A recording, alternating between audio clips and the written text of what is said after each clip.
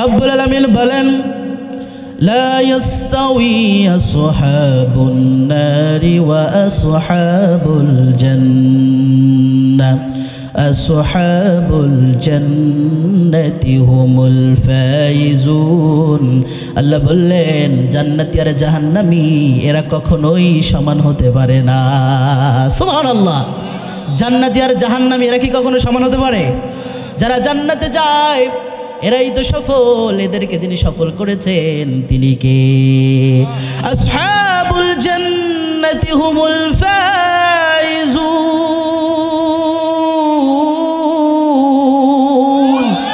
আল্লাহ বললেন দুনিয়ার ক্ষণস্থায়ী জীবনের পরে যে বান্দাগুলো আমার সন্তুষ্টির জন্য কাজ করে, আমার জন্য নামাজ পড়ে, আমার জন্য রোজা রাখে, আমার জন্য হজ রাখে, আমার জন্য সব কিছু ত্যাগ করে, আল্লাহ বললেন যারা জান্নাতে যায় এদেরকে আমি আল্লাহ সফল করে দেব।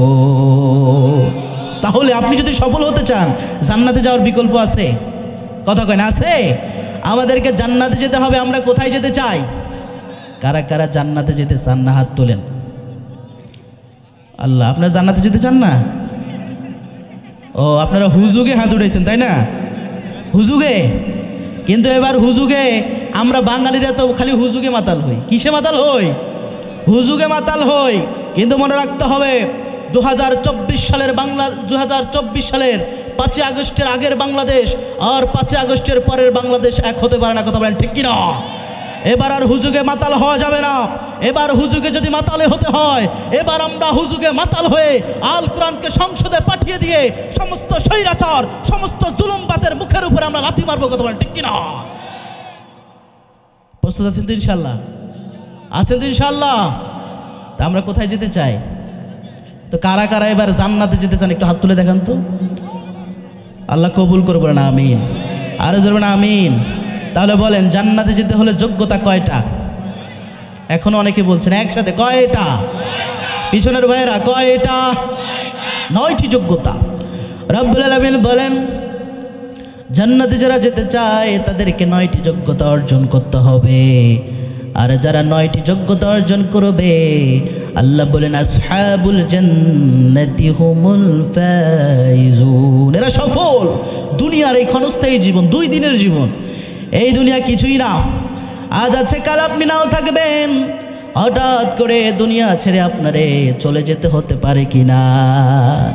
চোখেরই পলকে তুমি হতে পারো লাশ, চিরতরে বন্ধ হবে তোমারই নিঃশ্বাস।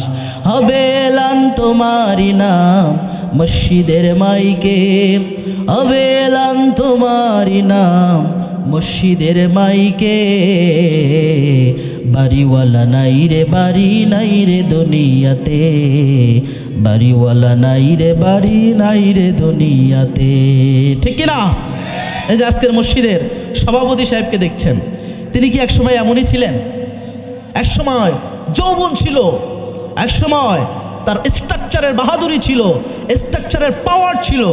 আমরা যখন এখন তান্ত্র যুবক, তিনিও একসময় এরকম যুবক ছিলেন। কথা বলেন ঠিক কিনা? এই জন্য যুবক ভাইয়েরা এনার দিকে তাকান। এই রংজারা যৌবন থাকবে না, এই যৌবনটা একদিন শেষ হবে কিনা? একদিন শেষ হয়ে যাবে। এই মসজিদের সভাপতি কিন্তু একদিন বাড়িতে থাকবে না। বাড়িওয়ালাকে বাড়িতে খুঁজে পাওয়া যাবে না। বাড়িওয়ালার ঘরে থাকবে, বাড়িওয়ালার বাড়ি থাকবে, বাড়িওয়ালার সব থাকবে, কিন্তু বাড়িওয়ালারে বাড়িতে খুঁজে পাওয়া যাবে না। পাওয়া যাবে? বাড়িওয়ালা থাকবে কোথায়? বাঁশবাগানে, কবরের নিচে। বাড়িওয়ালার ছেলেরা একদিন যাবে, 2 দিন যাবে, আবার তারা বছরে 2 দিন যাবে। ঈদের দিন, কোরবানি ঈদের দিন আর ঈদুল ফিতরের দিনে 2 দিন যাবে। তারপরে সন্তানেরা বাবারেও মনে রাখবে না, বাড়িওয়ালারে আর কবরেও দেখতে যাবে না। ঠিক কিনা? এজন্য আমি যেটা বলতে চাই, একদিন আমরা হারিয়ে যাব, আমরা একদিন চলে যাব। এই পৃথিবী থাকবে, এই বাড়ি থাকবে, এই মাঠ থাকবে, এই সব কিছু থাকবে, কিন্তু আমরা একদিন কবরে লাশ হয়ে যাব। হব না, হব না, হব না? হারিয়ে যাব একদিন আমি, রব না এ ভুবনে চিরদিন। সবাই হারিয়ে যাব একদিন আমি, রব না এ ভুবনে চিরদিন। ক্ষমা করে দিও তোমরা আমায়, ক্ষমা করে দিও তোমরা আমায়, ভুল করে থাকি যদি কোনো দিন। হারিয়ে যাব একদিন আমি, রব নাই ভুবনে চিরদিন। ঠিক কিনা? এজন্য হারিয়ে যাওয়ার পূর্বে আমাদেরকে জান্নাতে যেতে হবে। আমরা যেতে চাই কোথায়? সবাই বলেন কোথায়? আল্লাহ সেদিন জান্নাতীদেরকে বলবেন, ইয়া আইয়াতুহান নাফসুল মুতমাইন্না ইরজিই ইলা রাব্বিকি রাদিয়াতাম মারদিয়া ফাদখুলি ফি ইবাদি ওয়াদখুলি জান্নাতি। সুবহানাল্লাহ। রাব্বুল আলামিন সেদিন জান্নাতীদেরকে বলবেন। কাদেরকে বলবেন? জান্নাতীদেরকে বলবেন, ইয়া আইয়াতুহান নাফসুল মুতমাইন্না, এ প্রশান্ত আত্মারা, এ পবিত্র আত্মারা, এ আমার প্রিয় বান্দারা, ফাদখুলি ফি ইবাদি। সুবহানাল্লাহ। ফাদখুলি ফি ইবাদি, তোর প্রত্যেকটা আমলে, তোর প্রত্যেকটা কাজে, তোর প্রত্যেকটা কর্মে আমি সন্তুষ্ট, তোর প্রত্যেকটা কাজে আমি সন্তুষ্ট। আমার জন্য ফজরের নামাজ আমার বান্দা কাজা করে নাই। সুবহানাল্লাহ। ফজরের যখন আজান হয়ে যায়, আসসালাতু খায়রুম মিনান নাওম,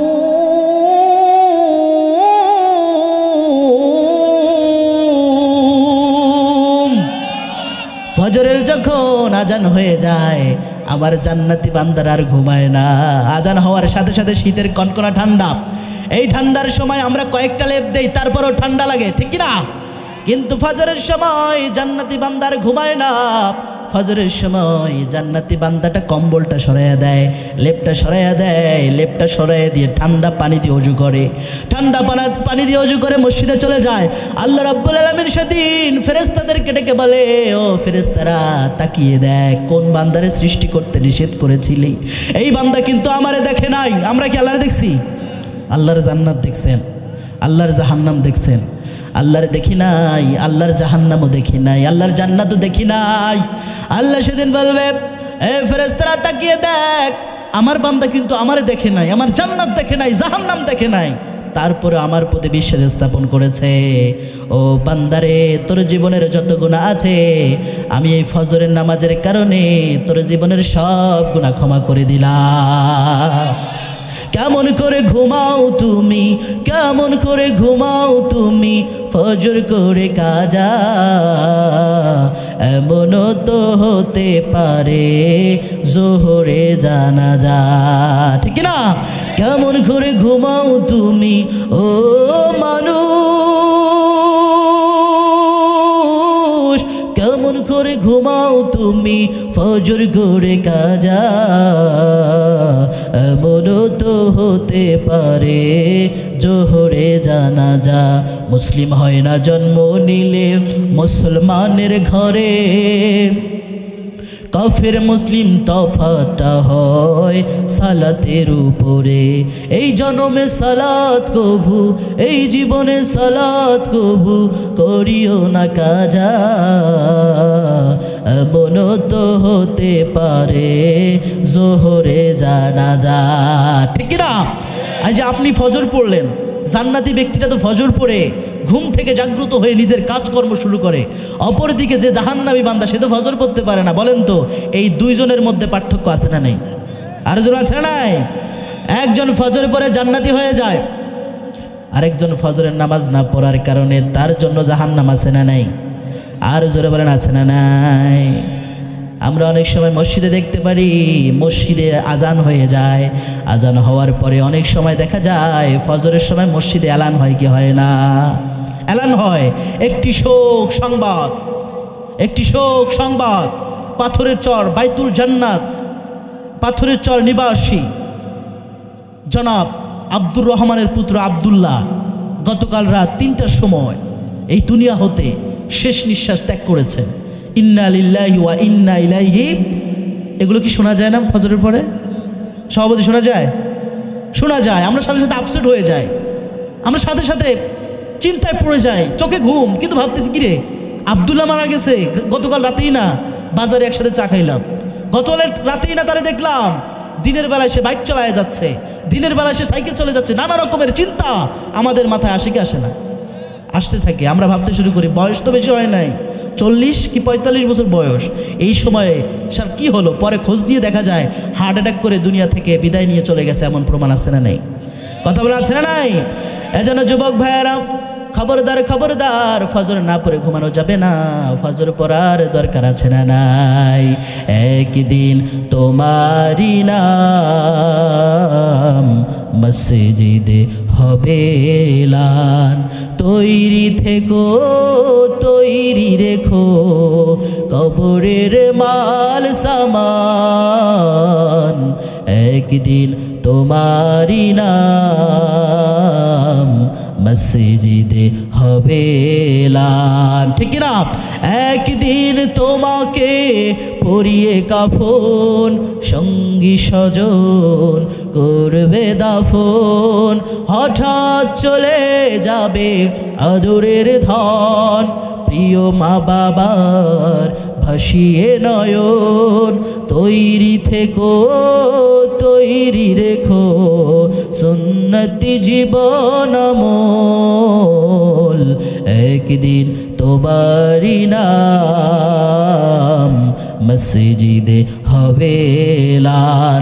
মসজিদে এলান হওয়ার পূর্বে, আমার শরীর থেকে রুহটা বের হওয়ার পূর্বে আমাদের সবাইকে ফজরের নামাজ পড়ে জীবন গঠন করা দরকার আছে না নাই?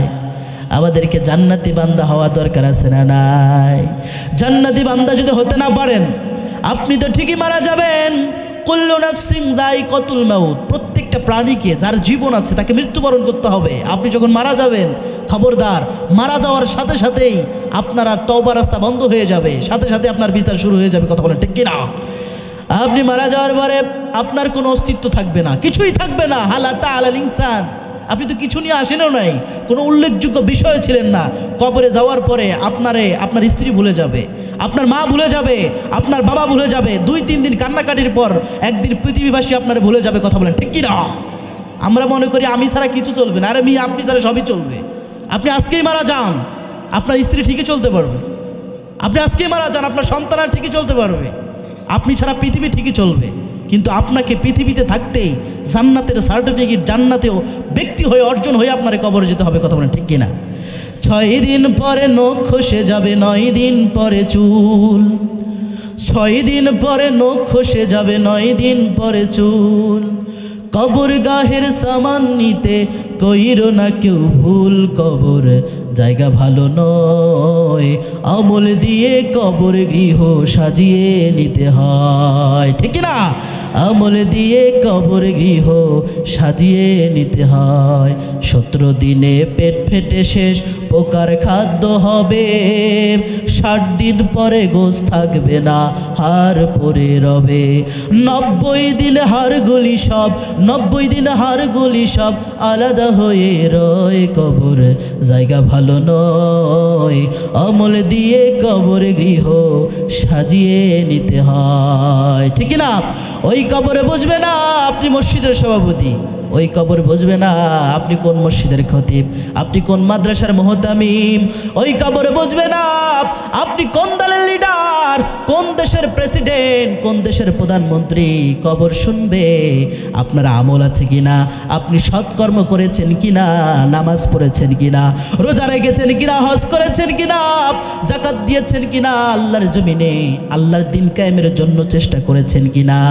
এগুলোই কবর দেখবে। যার আমল বেশি হয়ে যাবে, কবরকে যিনি জান্নাত বানিয়ে দিবেন তিনি কে? আর যার আমল কম হয়ে যাবে, আমলের পাল্লা শূন্য হয়ে যাবে, দুনিয়ার জমিনে ক্ষমতার দাপট দেখিয়ে, টাকা পয়সার দাপট দেখিয়ে বিনা কারণে যারা অন্যায় অবিচার করেছে, কবর তাদের জন্য জাহান্নাম যিনি বানিয়ে দিবেন তিনি কে? আর জোরে বলেন তিনি কে? আমার ভাইয়েরা, এই জন্য জান্নাতে যেতে হবে। ফজরের নামাজ পড়েই আমাদের জীবনের কার্যক্রম শুরু করতে হবে।